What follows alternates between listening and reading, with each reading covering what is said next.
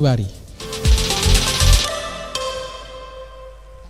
lu toll ci juróom-ñaari milliards yu manqué ñaar fukki millions ak juróom moom la ñu voté mu di budget 2025 fii ci commune bu Touba. wot budget boobu nag ñu amal ko ci njiitul maire bu Touba Serigne Abdou Lahad Ka ak mboolem téeméeri conseil yi bootu ci commune bi ak yeneen i kilifa yoo xamante ne bii teewoon nañu ko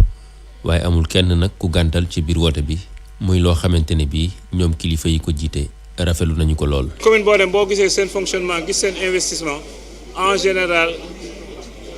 fonctionnement ba mooy ëpp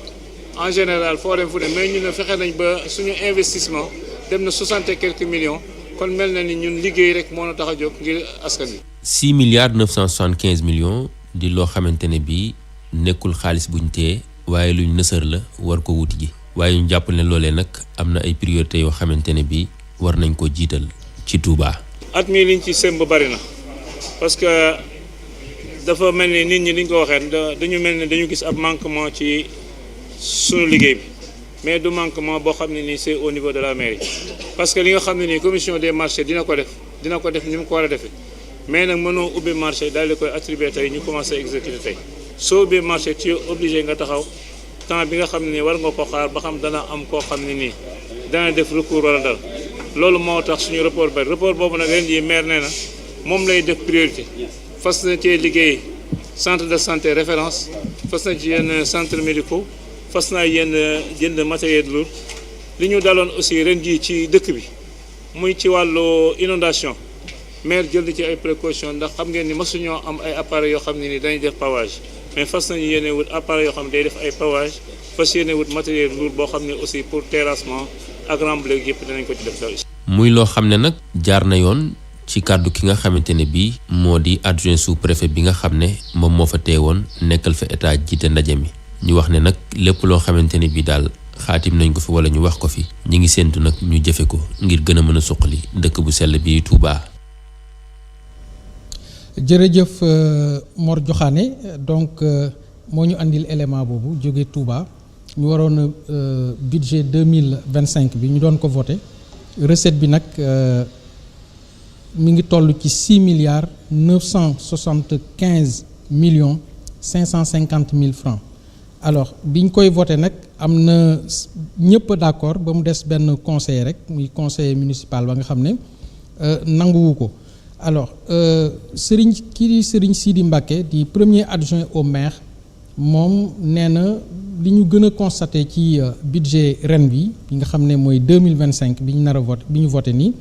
alors am na lu ci yokk ci gafaga maanaam lu toll ci 24 millions par rapport ak budget 2024 donc loolu lu yokk ci budget atum 2025 bi la alors recette d'investissement yi mi ngi toll ci 4 milliards 299 millions 450 mille francs soit 61,64% du total donc ça veut dire que investissement yi ñuy def yi nga xam ne budget bi jëloon na ko en charge mi ngi tolloon ci 4 milliards 299 millions 450 mille francs mu toll ci 61,64% donc kon ça veut dire que budget bi lu ci bëree bëri ci liggéeyu environnement Touba la problème yi nga xam ne moom la Touba di jànkonteel léegi recettes yooyu nag ñoom ñi ngi ko jëlee surtout ci fonds bi ñuy wax fonds PACASEN moo leen koy financé ak yenn contribution yi nga xam ne xam naa taalibe yi ak sëriñ bi moo leen koy jox alors léegi waaw maa ngi ñëw alors élément complément d'information la parce qu'il faut ñu appuyer ko alors juguler sur certains lieux lu ci bari nag ñu ngi ko dugaloon ci problème yi ma leen wax léegi comme inondation yeeg yi demee noonu alors te inondation yi aussi dañ daan seetlu ne état bi daf koy jàppale mais état bi matalewul fépp moo tax commune bi day ñëw en rapport sur ça pour jàppale leen alors li ñu gën a constaté nag commune Touba presque am na téeméeri conseillers 100 conseillers municipaux alors bi ñuy voté budget bi y a que 77 ñoo présents alors 76 ñoom ñoo voté budget bi kenn rek moo ko voté wul te kooku mi ngi tudd Ahmadou Bamba Fall soxna si. ñu dem ci deuxième. waaw deuxième élément bi mooy rencontre préparatoire bu màggal Cheikh Ismaïla Diouf Nouroullah bu Daaru Salaam Kamadou te mu xam nga màggal guy am rek day am préparatif màggal yi dajeek ak administration bi soit le préfet ou bien le sous-préfet alors Serigne Madiop Diop moo ko teewee woon ñu déglu Mor Joxaane ak Jibril Khoule. bis bi nag di bis boo xamante ne bii yàkkali diine waaye yaatal njàngaleem lislaam rawatina njàngaleem Serigne Touba bokk na ci li nga xamante ne bii moom moo ko tax a jóg ndax ki nga xamante ne bi moo di Cheikh Ismaïla Diouf nekk fii ci Kamadou bokk na ci ñi nga xamante ne bii defar nañ ay junni doomu aadama toqamtal leen ci wàllu diine gannaaw bi ñu ko dëgmalee nag ñu amal benn CLD boo xamante ne bii li ko tax a jóg du dara lu jël ci bépp matuwaay ngir mu mën a yemb Serigne Cheikh Madiop mi bokk ci ñi nga xamante ne bii kenn lañ ci njabootug Cheikh Ismaïla Diouf. musunu am ku toll ni Cheikh Ismaïla musunu am bés boo xam ne bésub lislaam la bu toll ne bésam mosta am li mu réalisé it ci diine musunoo gis séeréer bu ko réalisé demoon Cheikh Ismaïla te Cheikh Abdoulaye Mbacké sukk ci kanamam yëkkati loxoom moom Cheikh Abdoulaye Mbacké teg ci boppam Cheikh Ismaïla Diouf Nouroullah daan koy wax ne yéen bi diis na waaye daan la ko téel bu la neexee nga ne ko daan la jàppaleel loolu yi nag mooy Cheikh Ismaïla nag ne kon gannaaw yàllaa ma santoon ma dem ci Touba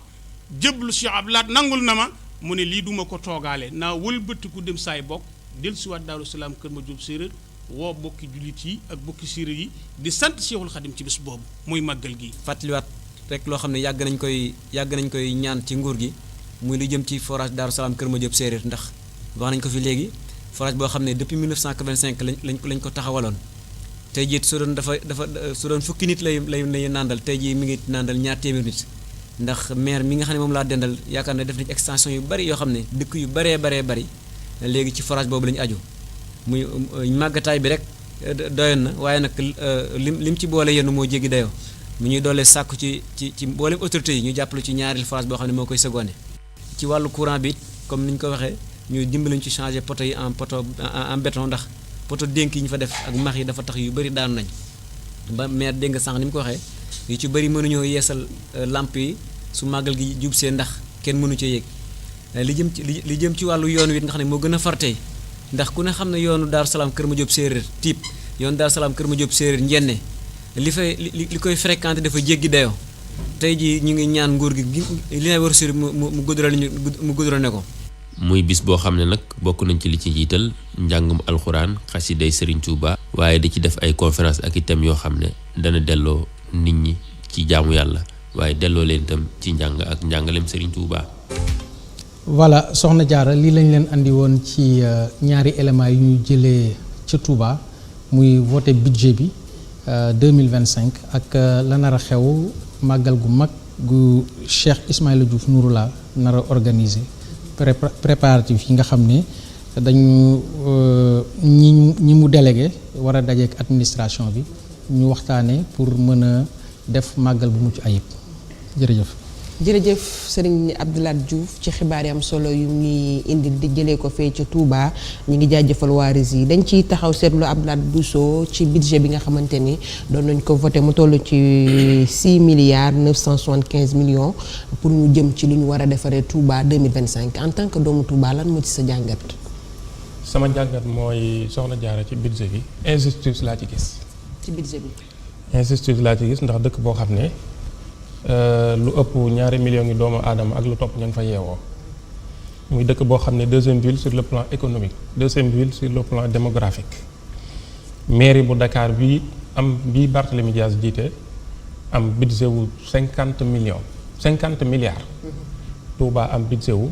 6 milliards 975 millions maanaam 7 milliards yu manqué ñaar fukki millions ak juróom loolu injustice la. kon da ngaa xeet ni budget bi dafa ndaw. dafa tuuti léegi nag li ko mën a saafara lenn képp la mooy Touba am statut spécial. li fi ak indi luñ Touba statut spécial. jox ko àq yi mu moom selon ni muy contribuer ci contribuable réew mi muy benn ni muy contribuer ci économie réew mi muy ñaar natt ko itam ci population bi natt ko ci yaatuwaayu dëkk bi li fi ak defuñ loolu duñ delloo Touba ay àqam. te loolu statut spécial donc ko mën a indi bu dul loolu Touba commune la. comme Sébikotane comme nangam comme yooyu moo tax mënut a am budget bu ëpp li daanaka Touba commune képp la. mais est-ce que ne waa Touba li ñu soxla woo moom moo toll ci li ci budget bi. Touba li ñu soxla ëpp na li. maanaam comme lu mel nag lan la ñuy soxla woo. dëkk boo xam ne par exemple Touba ñun waa Touba. ñun njariñul mairie bi ñun xamuñu ko daanaka. taxut ñu xam ko lool. te li ko waral mooy mairie bi ñoom seen budget dégg nga ko normalement bëriwut ñaareel ba mooy Touba duñ fay lempo Touba duñ fay taxi marché yi kenn mun leen a fayloo dara bañ fay ko kon fan la mairie bi di jëlee alal ju doy yoo xam ne dina ci mën a taxawu waa Touba ci li ko war moo tax waa Touba yëguñu ba pare mairie bi itam bu amoon tey jii taxawaay bi mu war a am ci dëkk bi population bi yëg ko su boobaa raison d'être Touba ca kanam du am sens. kon loolu mooy tax waa Touba tamit ñoom ñu defal leen 6 milliards yi comme ñoom duñu fay l'impôt duñu fay taxi jàppoon ne loolu 6 milliards yooyu ñu leen tegal budget mooy lu méngoo ak ñoom. parce que commune la rek moo tax mu am budget bu tuuti bu fekkoon doon na leneen lu spécial loo xam day ëpp commune su boobaa dina am budget bu ëpp lii waaye comme commune la taxawaay àtteb commune lay am. léegi nag li ci des mooy li am solo. mooy Touba bu ñu fekkonte ne respecté nañ li ñu war a fay ci ay taxes ci ay lempo ci ay yooyu xëy na mu tane mais loolee tey Touba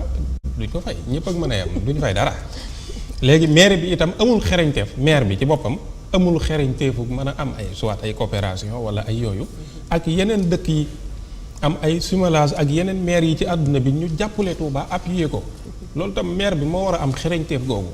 mais wax dëgg yàlla bu fekkente ne nag dañ laa jox lu toll ne maire yi ñaari mandat nga ne fa te wax dëgg yàlla lenn luñ mën a duut baaram defoo ko fi loolu nag jafe-jafe la. léegi bu doon njëkk ci budget bi Touba incompétence bu méttee moom mooy feeñ ci seen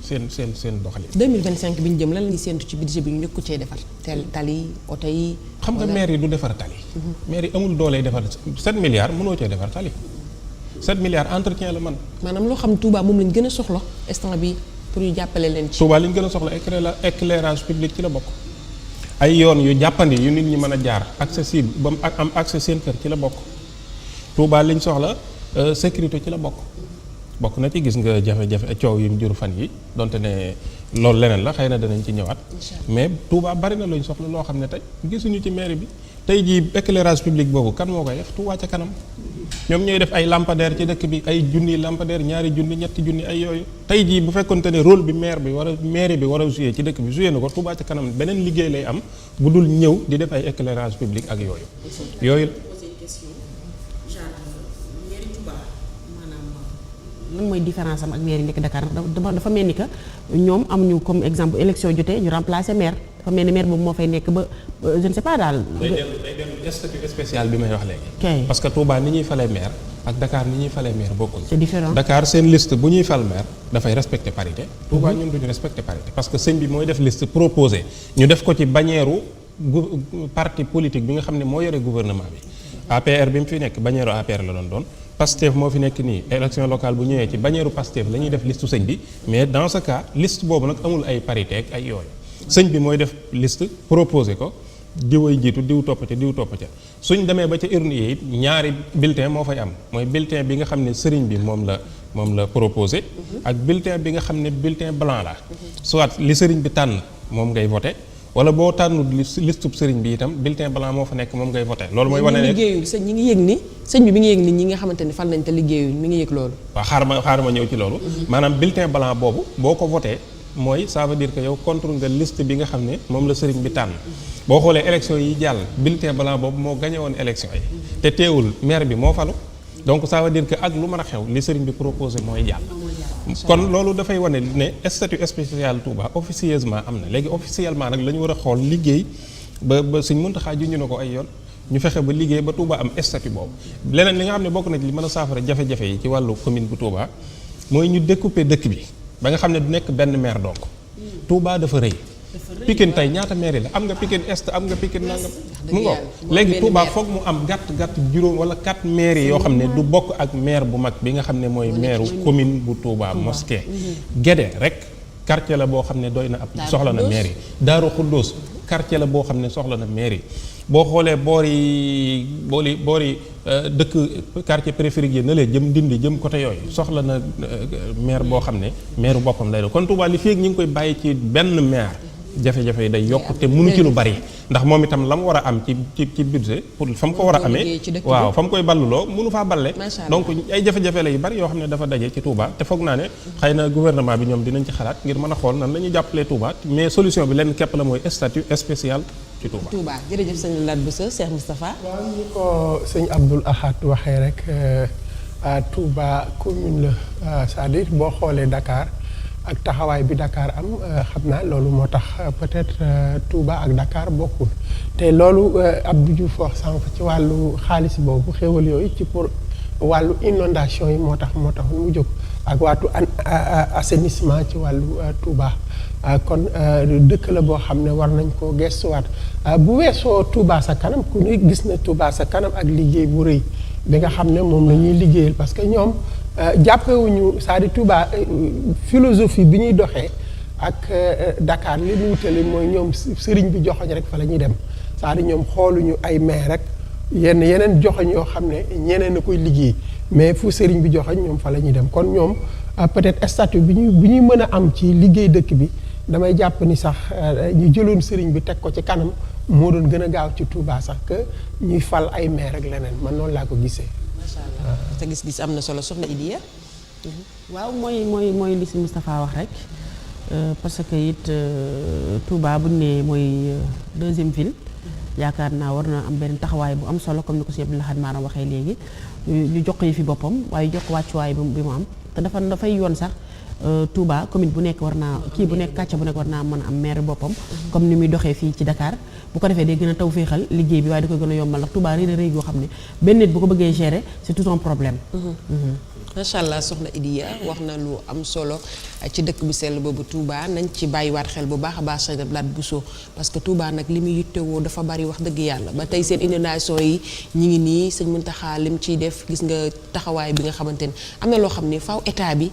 dellu siwaat ndax loolu mënu cee ñàkk.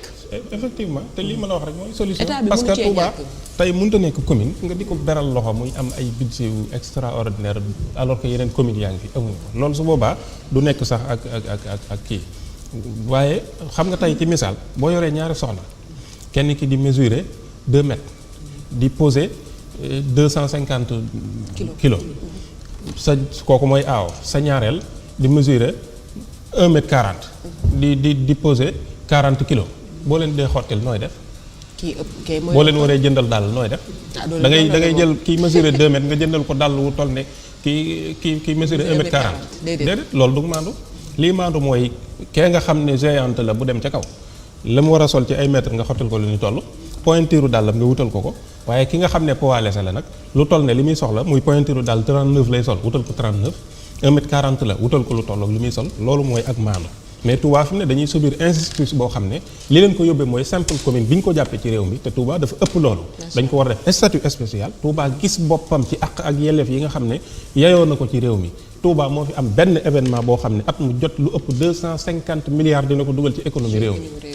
loolu ban commune moo ko amaat ci réew mi te loolu benn màggal képp la de mooy màggalu Touba Kazu Rajab ñëwut yeneen màggal yi ñëwut benn màggal ñëwagul. màggalu Touba mooy dugal plus de 250 milliards te loolu étude la boo xam ne 2016 2017 lañ ko defoon.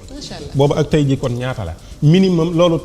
boo jëlee 18% yi c'est plus de 40 milliards. plus de 40 milliards yooyu moom mooy dem ci poosu état.